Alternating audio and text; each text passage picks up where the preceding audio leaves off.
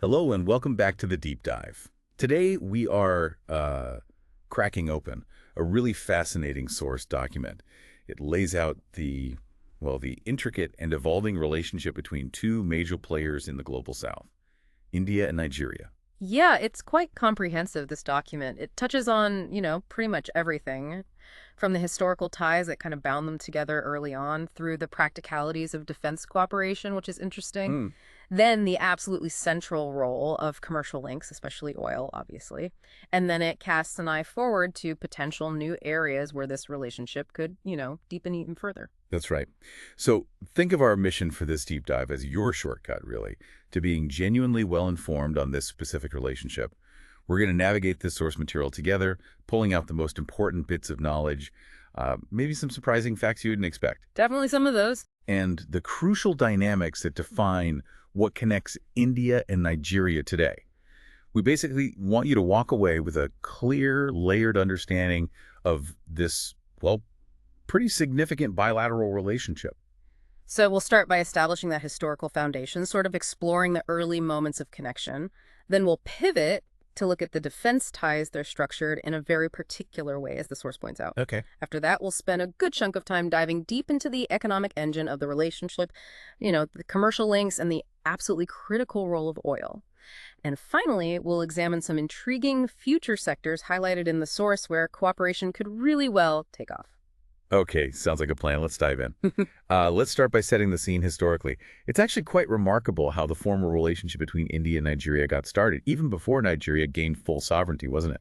Yeah, what's particularly noteworthy looking at this document is the timeline. I mean, Nigeria's colonial history under Britain began way earlier, back in the 1850s, but India, having gone through its own, prolonged struggle against British rule, established formal relations with Nigeria relatively early. It was 1958, to be exact. 1858. Yeah. Really, that's 2 years before Nigeria actually achieved its independence in 1960. Mhm. So India reached out diplomatically, setting up this connection, while Nigeria was still technically a British colony. Mhm. That feels like a genuinely surprising fact. I mean, what does that early move suggest about India's perspective or foreign policy back then? Well, it speaks volumes, doesn't it? Based on the tone of the document and the context it provides. Establishing relations before independence wasn't, the typical thing to do. It strongly suggests a conscious decision by India, which had itself only recently gained independence, remember, to proactively engage with fellow nations emerging from colonial rule. It hints at a policy rooted in solidarity,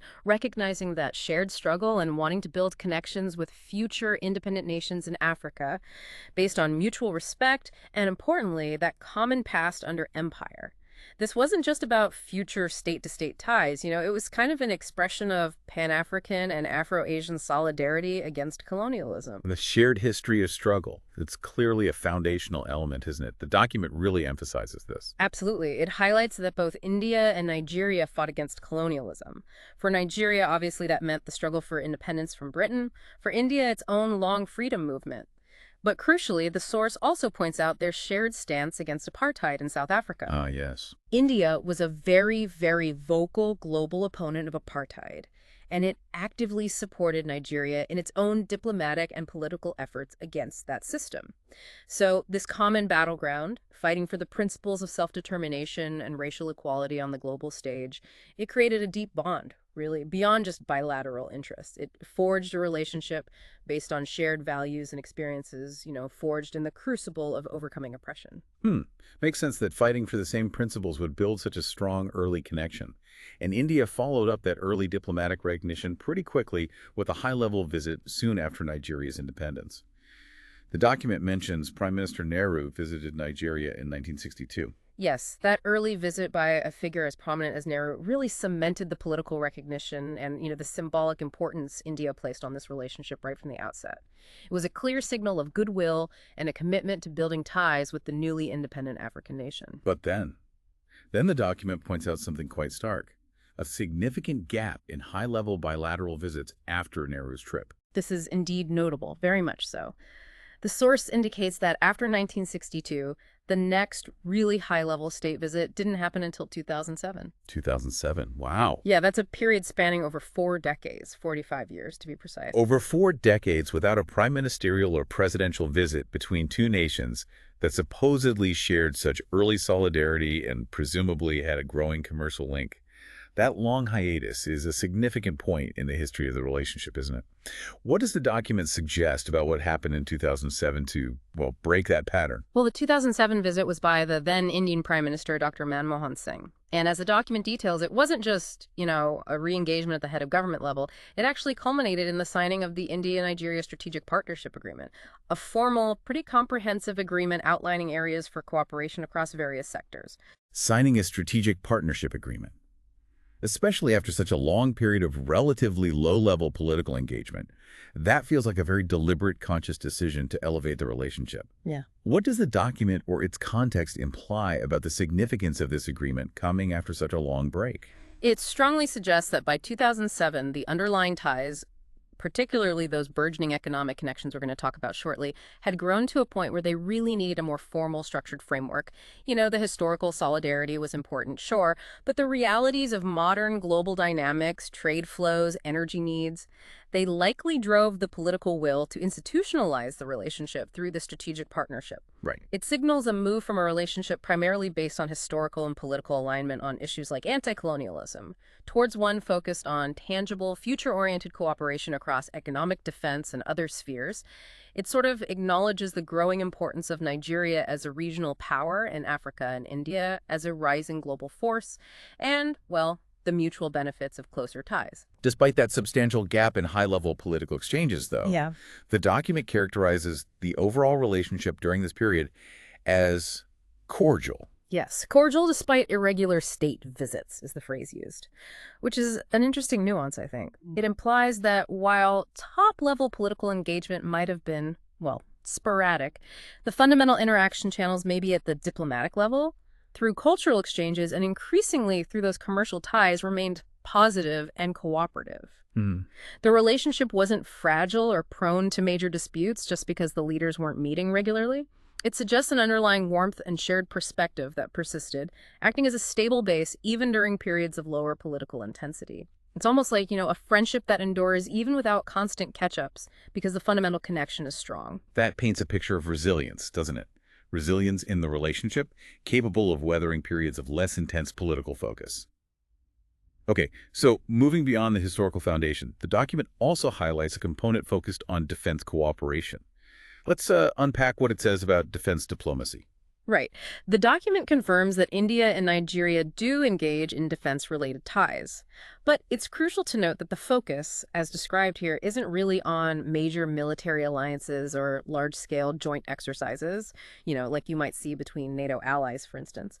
The primary pillars mentioned are training and capacity building. Training and capacity build. Okay, so it's essentially about India helping Nigeria enhance its own defense capabilities and professionalism. Right. What kind of training specifically does the document mention India provides? The source is quite clear on this. India offers training opportunities for Nigerian defense officers at some of its most prestigious military institutions. It specifically names the National Defense Academy, or NDA. Right, the NDA. And the Indian Military Academy, the AMA. Okay, the NDA and IMA. These are the premier training grounds for officers in the Indian Armed Forces. Sending officers from another country to these institutions. That seems like a significant form of defense cooperation. Why is this training exchange considered so important in the context of this bilateral relationship? Well, its importance is multifaceted, really. Firstly, it directly contributes to enhancing the professional skills and, the strategic understanding of Nigerian military personnel. Officers trained at institutions like the NDA and IMA get exposed to advanced military doctrines, leadership skills, operational strategies, all that stuff. This directly builds capacity within the Nigerian defense establishment. Makes sense. Secondly, and perhaps equally strategically important, these exchanges foster long-term personal and institutional relationships. Officers from different countries training together build camaraderie and mutual understanding that can last throughout their careers. The personal connection. Exactly. This network of contacts at various levels of the military hierarchy can facilitate smoother cooperation and communication on defense matters down the line. It's sort of an investment in human capital and future interoperability, even without formal alliances. That's a key point, building those long-term connections at the officer level. The document also mentions India's diplomatic presence related to defense in Nigeria. Yes, it notes that India maintains a defense attaché at its High Commission in Abuja. Okay, a defense attaché.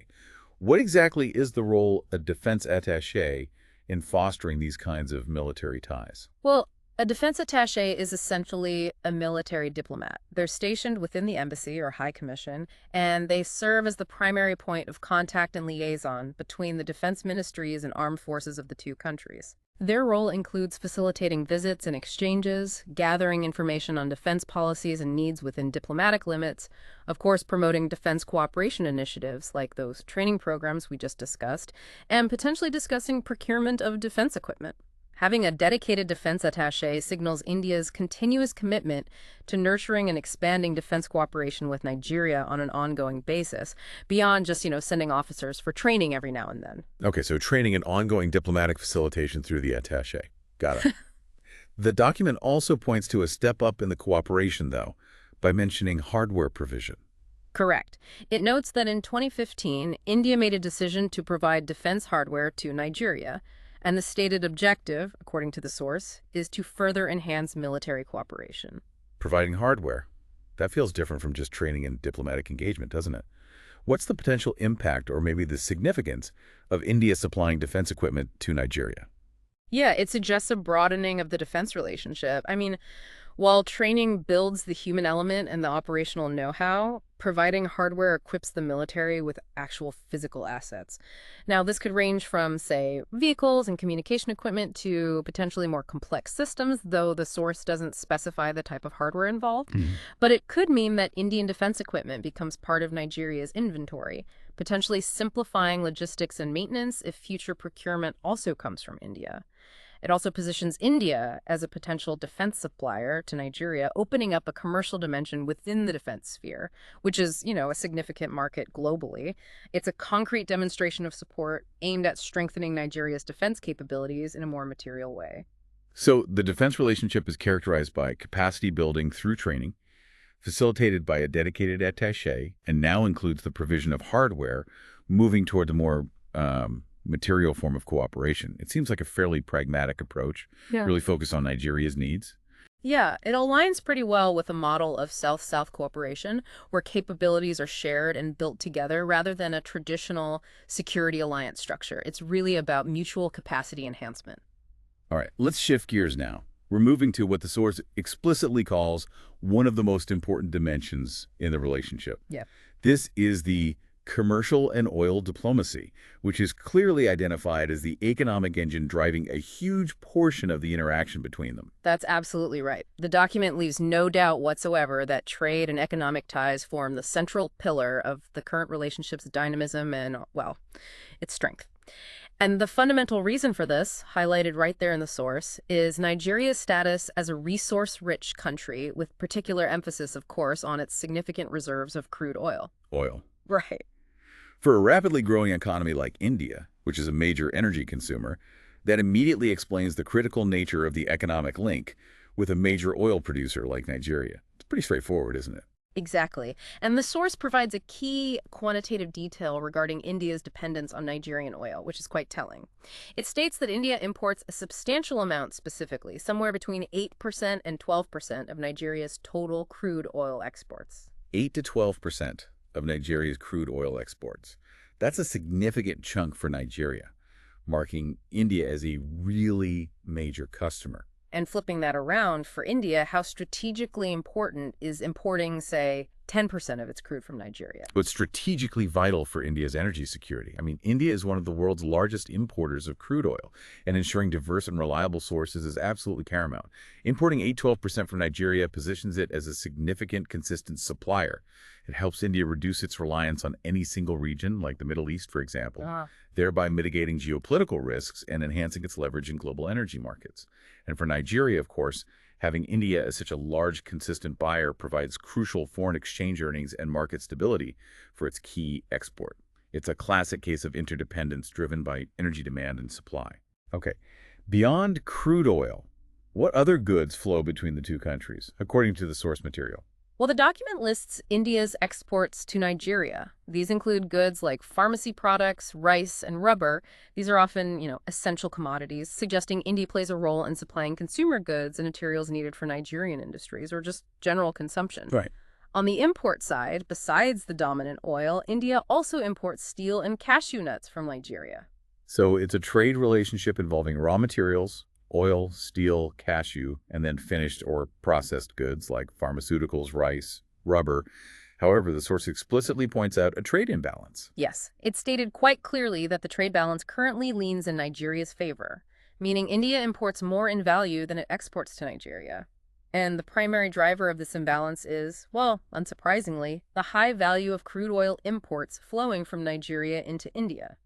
India is buying a significant volume of Nigeria's most valuable export commodity. That imbalance makes logical sense given the centrality of oil, but the document suggests the situation might not be, well, permanent. It introduces Nigeria's economic diversification program. Right. Nigeria has, recognized its vulnerability to fluctuations in global oil prices and its heavy dependence on a single commodity. So it's actively pursuing a strategy to diversify its economy away from that overwhelming reliance on oil. And the source posits that as Nigeria implements this diversification program, the trade imbalance with India is expected to be rectified or at least reduced in the future. Okay, but how exactly does Nigeria's diversification program logically lead to correcting a trade imbalance that's primarily caused by India importing so much Nigerian oil? What's the sort of expected mechanism there? Well, the logic as presented is that successful diversification means Nigeria will develop and expand its non-oil sectors, things like manufacturing, agriculture, services, technology. As these sectors grow, Nigeria will hopefully have more goods and services other than oil that it can export to countries like India. Okay. If these non-oil exports to India increase significantly in value, they could start to offset the value of India's crude oil imports, leading eventually to a more balanced trade relationship. It's really about changing Nigeria's export profile to include a wider range of products and potentially moving up the value chain in those areas. And this diversification effort doesn't just potentially correct the trade balance. The document highlights it actually creates significant opportunities for Indian investment. Absolutely. The source states there is tremendous scope. That's the phrase used for Indian investment in Nigeria, directly linked to this diversification drive.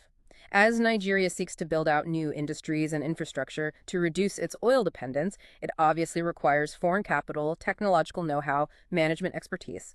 And Indian companies are seen as being well-positioned, given India's own development experience and growing industrial base, to provide these things. What specific sectors does the source identify as having this tremendous scope for Indian investment? It lists several key areas: infrastructure, energy education, financial inclusion, and poverty alleviation. Those are all sectors absolutely vital for broad-based economic development, aren't they?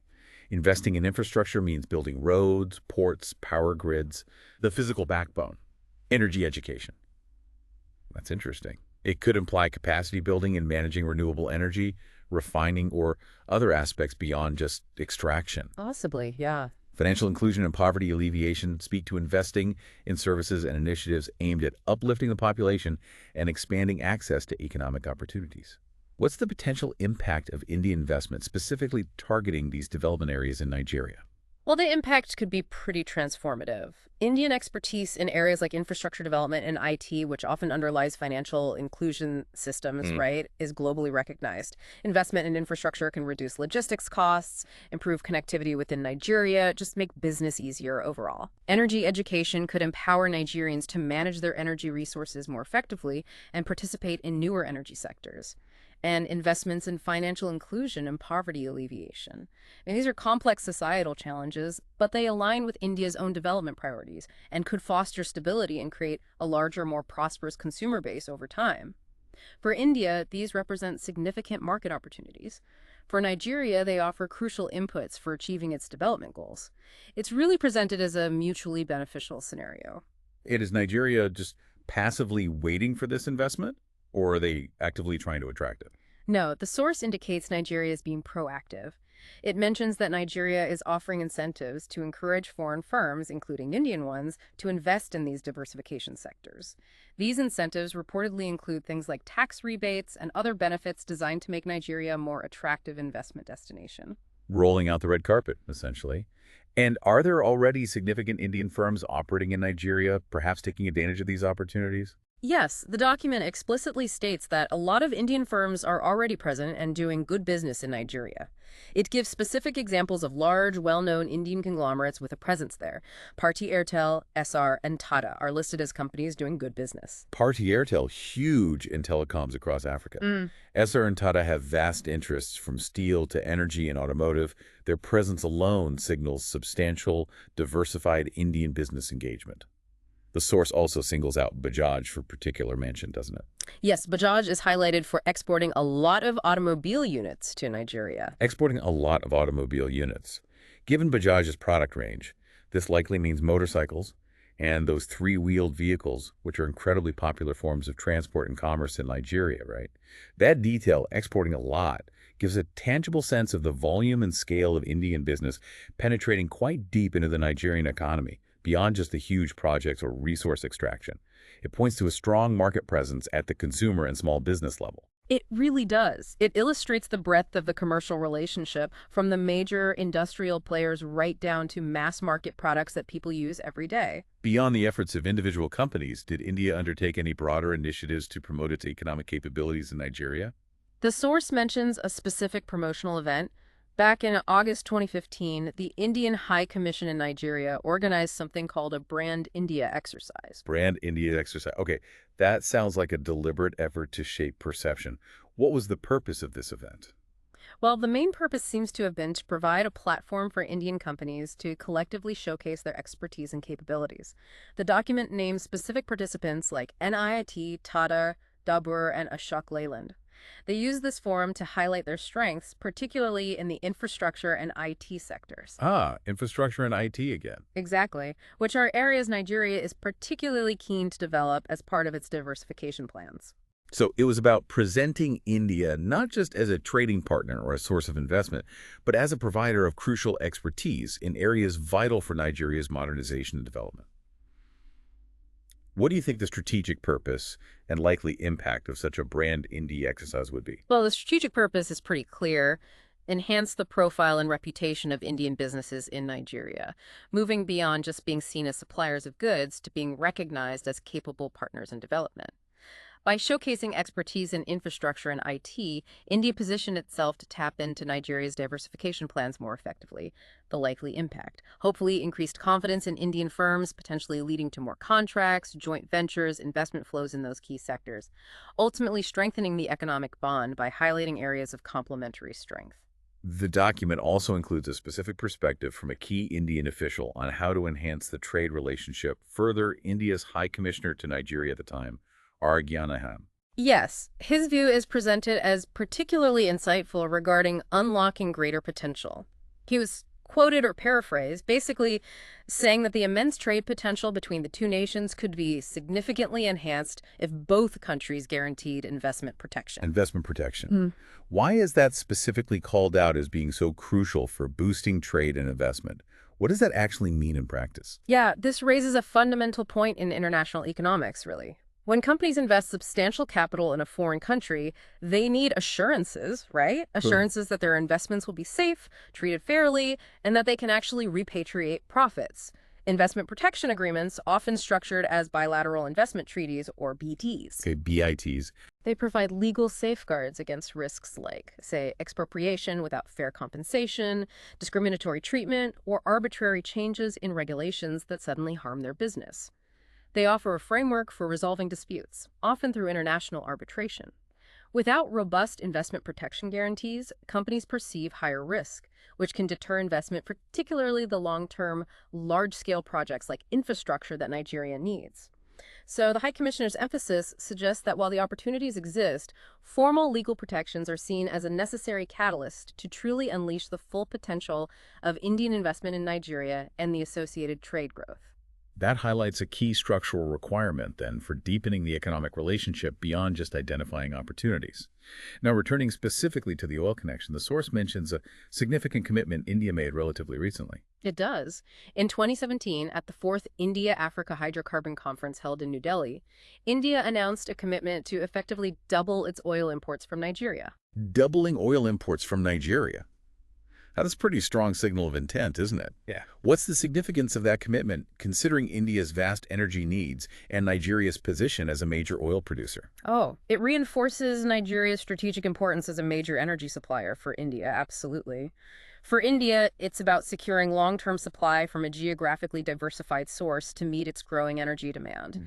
Doubling imports is a substantial volume increase, and it demonstrates confidence in Nigeria's ability to be a reliable long-term provider. Right. And for Nigeria, it's a major boost. It guarantees a significant market for its primary export and provides a stable source of revenue, which is particularly important as they try to navigate the complexities of diversification away from oil dominance. It sort of solidifies the core of the commercial relationship for the foreseeable future. The document also notes that Nigeria itself has been making changes to its own policies regarding how it sells its oil. How has that policy architecture shifted, according to the source? Yeah, this is an interesting point highlighted. Previously, a significant portion of Nigerian crude was reportedly sold on spot markets. And what was the primary issue with selling oil predominantly on spot markets, as noted in the document? What's the downside? Well, the source states that this approach made Nigeria's oil sales vulnerable to price shocks. Let's clarify what a price shock means in this context, maybe just in simple terms. Sure. In simple terms, a price shock in a commodity market like oil refers to a sudden, sharp, and often unexpected jump or crash in price. For a seller like Nigeria, relying heavily on oil revenue, selling on the spot market means you're basically subject to whatever the volatile global market price is at that very moment. Okay. So if geopolitical events happen, or supply disruptions elsewhere, or sudden shifts in demand occur, prices can swing dramatically up or down. This volatility makes revenue planning incredibly difficult and creates instability for the whole economy. Okay, so relying on spot markets meant unpredictable revenues for Nigeria due to these price swings. What is the new policy direction Nigeria is reportedly taking now? The source says Nigeria is now actively encouraging term contracts. Under a term contract, a specific volume of oil is agreed upon for delivery over a defined period, usually at a price, or using a pricing formula that offers much more stability and predictability than the volatile spot market. The document also adds that Nigeria is moving towards selling directly to oil suppliers, presumably large refiners or national oil companies like India's, rather than relying solely on intermediaries or traders. Encouraging term contracts and selling direct, that sounds like a definite move towards greater stability and building more direct relationships with major buyers. Why are stable prices, or at least more predictable pricing through term contracts, so attractive to a buyer like India? Well, for a massive importer like India, stability and predictability in energy costs are incredibly valuable. I mean, oil is a major input for the entire economy, affecting everything from transportation costs to inflation. Volatile oil prices make economic forecasting and fiscal planning really challenging. Term contracts, by providing a fixed quantity at a more stable price, or at least a formula less susceptible to daily fluctuations, offer India a degree of cost certainty and energy security. It helps them hedge against the very price shocks Nigeria is trying to mitigate for its own revenue. It basically aligns the interests of both buyer and seller in seeking predictability. And the document provides a concrete example of an Indian company already benefiting from Nigeria's shift towards these term contracts and direct sales, doesn't it? Yes, it highlights the Indian Oil Corporation, or IOC, which is one of India's largest state-owned oil companies. The source notes that back in 2016, IOC agreed to a term contract to import 3 million tons of crude oil per annum from Nigeria. 3 million tons per year. That's a substantial volume. Using the IOC example really vividly illustrates how Nigeria's policy change directly impacts and facilitates large-scale, stable commercial deals with major Indian buyers. It's a practical manifestation of that strategic shift in Nigeria's oil sales approach. Yeah, it's a clear win-win scenario detailed right there in the source. Nigeria gets a committed buyer for a significant volume under a more stable arrangement, and India's major oil company secures a predictable supply from a key partner. Makes perfect sense. This deep dive into the commercial and oil links clearly shows why it's considered the engine of the current relationship. But the document also looks forward, presenting what it calls a case study on specific potential future sectors for cooperation. Let's move into that final section. Right. This part is quite exciting because it explores avenues for growth beyond the established economic pillars. The source identifies a couple of key sectors with significant future potential. And the first potential future sector mentioned in this case study is ICT development. The document connects this opportunity to the significant presence of Indian companies already operating in Nigeria. Yes, it notes that given the existing footprint of numerous Indian companies in Nigeria, there is a natural adjacency, if you will, for cooperation in areas like corporate learning, software development, and value-added services. These are all areas where India has developed considerable global expertise, as we know. Corporate learning, software development, value-added IT services, these definitely sound like areas where India's strengths in the tech sector could be directly leveraged. And is there a clear demand for these services in Nigeria itself? The source confirms there's a growing demand within Nigeria, particularly for teleconnectivity and internet access. As the digital economy expands there, there's a corresponding need for the underlying infrastructure, the software, and crucially, the skilled personnel to manage and utilize it all. So how can the Indian corporate sector specifically contribute here, according to the document? What's the idea? Well, the source suggests the Indian corporate sector has the capacity to enhance the ICT skills of the Nigerian population. And it makes a key point by adding that this should ideally be done in association with government agencies in Nigeria. Why is associating with Nigerian government agencies emphasized as being important for this skill development effort? It likely ensures that the training programs align with Nigeria's own national development strategies for its digital economy and workforce. Partnering with government agencies can also facilitate reaching a wider audience, maybe leveraging public infrastructure or educational institutions. It transforms the effort from purely private business training into a form of collaborative capacity building at a national level, which ensures, hopefully, sustainability and broader impact. And what's the expected benefit of this kind of collaborative ICT skill enhancement? What's the payoff? The source explicitly states that this kind of initiative where Indian companies help build the ICT skills of Nigerians in collaboration with government agencies will create a lot of goodwill for India in Nigeria. Creating goodwill. Okay. Yeah. That goes beyond just pure economic benefit. How does skill development specifically contribute to building this positive sentiment towards India? Well, goodwill is built when one country's actions are perceived as genuinely beneficial to the people and the future of another country, right? By helping to train young Nigerians in essential, in-demand skills like ICT, India isn't just exporting services, it's investing in Nigeria's human capital. It empowers individuals, helps them gain employment, contributes to the growth of Nigeria's own tech sector. This kind of contribution is often seen as more impactful and sustainable than purely commercial transactions or just aid. It demonstrates a commitment to shared prosperity and development, fostering positive feelings towards India at both the official and, importantly, the public levels. Okay, the second major sector identified for significant future potential in the case study is healthcare. Healthcare. Right. What's the situation in Nigeria regarding healthcare as described by the document? It sounded quite serious. Yeah, the language used here is quite direct, and it highlights a clear gap. The source describes healthcare in Nigeria as a neglected area. It further states that the Nigerian government has not yet equipped Nigerian healthcare with the needed capacity. Neglected area, not yet equipped with needed capacity. Those phrases clearly indicate a significant deficiency in Nigeria's healthcare infrastructure and services. And the source frames this deficiency directly as an opportunity for India. Yes, precisely because of this substantial gap in domestic healthcare capacity.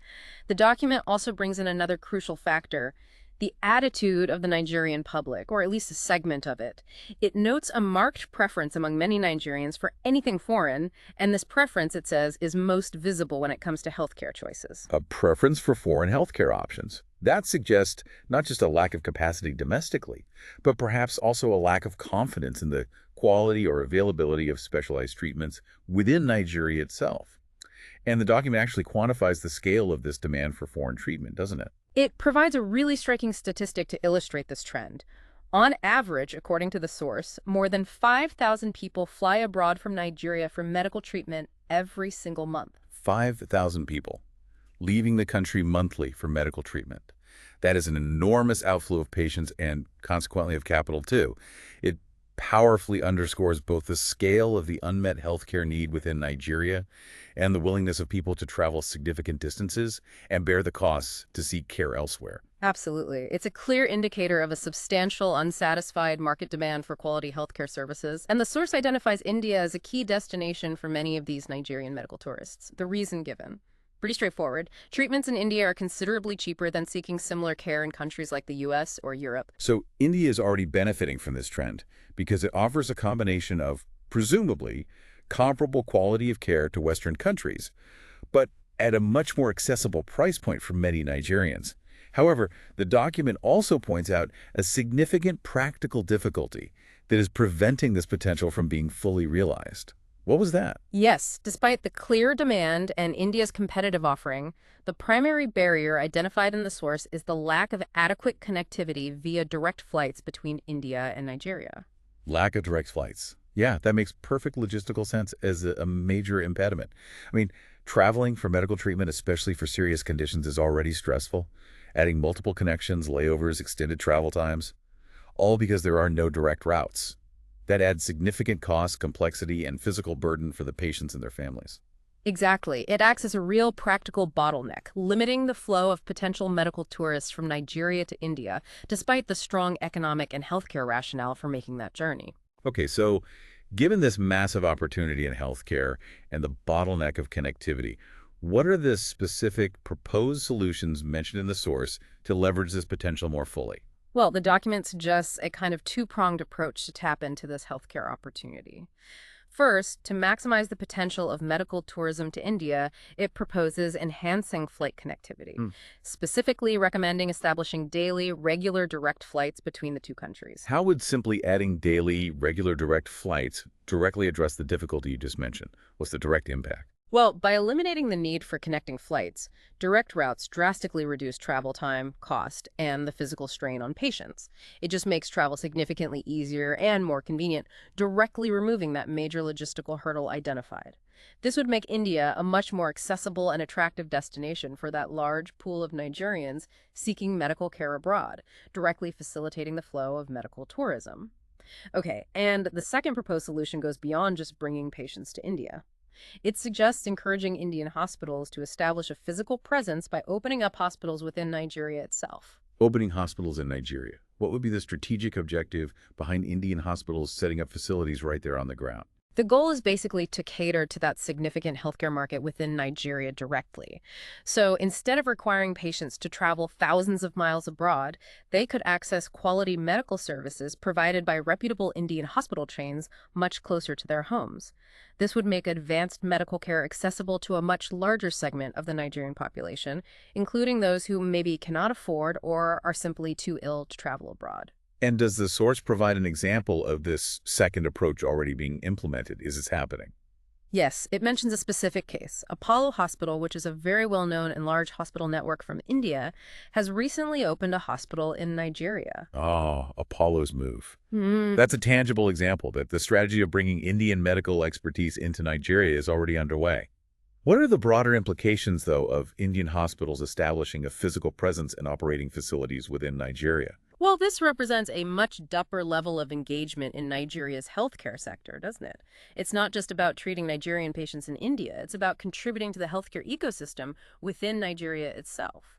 This could involve transferring medical technology, training local doctors and nurses, maybe adopting local healthcare practices while bringing in Indian expertise, and ultimately helping to build up Nigeria's domestic healthcare capacity over the long term. While one hospital opening is just a start, a trend of Indian hospitals establishing themselves could have a genuinely transformative impact on the availability and quality of advanced medical care within Nigeria itself, directly addressing that critical capacity gap identified earlier. So the future potential in healthcare is seen as a bit of a two-way street, facilitating medical tourism to India through better connectivity and building local capacity by establishing Indian hospital branches within Nigeria. It seems like a pretty comprehensive strategy to leverage the existing demand and India's medical capabilities. It certainly appears the source views this as one of the most promising areas for future growth and, importantly, mutual benefit. We certainly covered a significant amount of ground in this deep dive into the India-Nigeria relationship, guided by the insights in the source material you shared with us. Well, we really have. We began with those historical roots, didn't we? Noting that surprising early establishment of relations by India even before Nigeria's independence, highlighting the foundation of shared struggle against colonialism and apartheid. We saw that this created an underlying cordiality that persisted even through that, well, really long gap in high-level state visits, eventually formalized by the 2007 Strategic Partnership Agreement. We then explored the defense ties, which are focused, as you said, not really on military alliances, but on practical capacity building. through training Nigerian officers at India's premier institutions, facilitated by a defense attaché, and potentially boosted by that recent decision to provide defense hardware. It's a pragmatic, kind of needs-based approach. Then the deep dive into the commercial and oil diplomacy clearly showed this to be the economic engine, right? Nigeria's status as a resource-rich nation, particularly in crude oil, and India's reliance on imports, that 8–12% figure of Nigeria's crude exports, create that crucial trade link. We discussed the current trade imbalance driven by oil imports, Right. and the expectation that Nigeria's economic diversification efforts will hopefully rectify this, while simultaneously opening up tremendous scope for Indian investment in vital sectors like infrastructure, energy education, financial inclusion, and poverty alleviation, with Nigeria offering incentives to attract it. And we saw that many Indian firms like Bharti Airtel, SR, and Tata are already successfully operating in Nigeria, and Bajaj is exporting a significant volume of vehicles, probably those 2- and 3-wheelers. Yeah. The Brand in India initiative aimed to promote Indian expertise, especially in infrastructure and IT. And the former High Commissioner's view underscored that critical need for investment protection to fully unlock trade and investment potential. India's commitment to double oil imports and Nigeria's policy shift towards encouraging stable-term contracts and direct sales, exemplified by that IOC deal, further solidify this core economic relationship. And finally, we examine those future sectors highlighted in the case study. ICT development presents opportunities for Indian firms to enhance Nigerian skills, ideally in collaboration with government agencies, building significant goodwill. And then healthcare, described as a neglected area in Nigeria with massive unmet demand driving thousands to seek medical treatment abroad monthly, particularly in India due to lower costs than the US and Europe. That offers enormous potential. Yeah. We discussed the key barrier, lack of direct flights, and the proposed solutions, enhancing connectivity for medical tourism, and encouraging Indian hospitals like the recently opened Apollo facility to establish a physical presence within Nigeria to serve the local market. What this layered exploration of the source material really reveals is a dynamic, multifaceted relationship that has evolved significantly over time. It began with political solidarity, found its strong anchor in economic interdependence centered on energy, and is now clearly looking towards deeper collaboration in sectors crucial for Nigeria's future development. It's a relationship with considerable depth, driven by mutual needs and opportunities, and underpinned, interestingly, by those early shared experiences despite periods of fluctuating political intensity. Exactly. It's a compelling case study, really, in South-South cooperation. It illustrates how historical ties, economic realities, and strategic interests all intertwine to shape the connections between two influential developing nations. And for you, the listener, thinking back over everything we've discussed, what aspect of this deep dive truly stands out? Was it that surprising fact of India establishing ties before Nigeria's independence, maybe? Or the sheer scale of that 45-year gap in high-level visits? Perhaps the strategic importance for India of importing 8–12% of Nigeria's oil, or the practical impact of Nigeria's shift to term contracts, like with IOC. Or maybe it was that striking statistic, the 5,000 Nigerians seeking medical treatment abroad monthly, and the pragmatic solutions being explored in healthcare, direct flights or Indian hospitals opening locally. Think about how those specific details connect the historical narrative to the present economic realities and the potential for future growth. They paint a much richer picture than just the headlines, don't they? Indeed. And that leaves us with a final thought for you to ponder, building on the trajectory outlined in this source material. Given the significant potential for deeper collaboration identified in these diversified sectors, everything from ICT skill building to healthcare capacity development, what are the truly long-term implications if Nigeria successfully continues its diversification away from oil dependence and India fully leverages these burgeoning opportunities? That's a big question. It is. How might the deepening of ties between two such large, influential economies on two different continents not only reshape their bilateral relationship, but potentially serve as a model, or maybe significantly impact broader regional dynamics in Africa and Asia, or even the landscape of global South cooperation in the decades to come? Yeah, a lot to consider there. Absolutely. Thanks for joining us for this deep dive. Always a pleasure.